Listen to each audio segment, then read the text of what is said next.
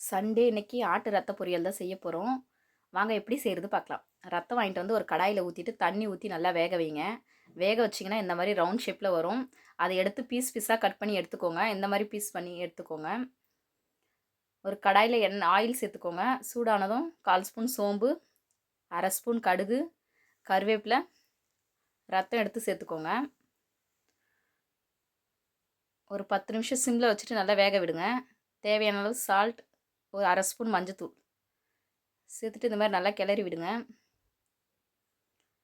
வெந்ததுக்கப்புறமா ஒரு சோம்பு, தனியா, மிளகு நல்லா இந்த மாதிரி வறுத்துட்டு பொடி பண்ணி சேர்த்துக்கோங்க. செம்ம டேஸ்ட்டாக இருக்கும். காரம் கொஞ்சம் எக்ஸ்ட்ராவே இதில் போட்டிங்கன்னா தான் டேஸ்ட்டாக இருக்கும். 10லேருந்து ஒரு 15 பூண்டு உரிச்சிட்டு தட்டிட்டு இந்த மாதிரி சேர்த்துக்கோங்க. செம்ம டேஸ்ட்டான ரத்த பொரியல் ரெடி. நீங்களும் ட்ரை பண்ணி பாருங்கள். ஓகே, பாய்.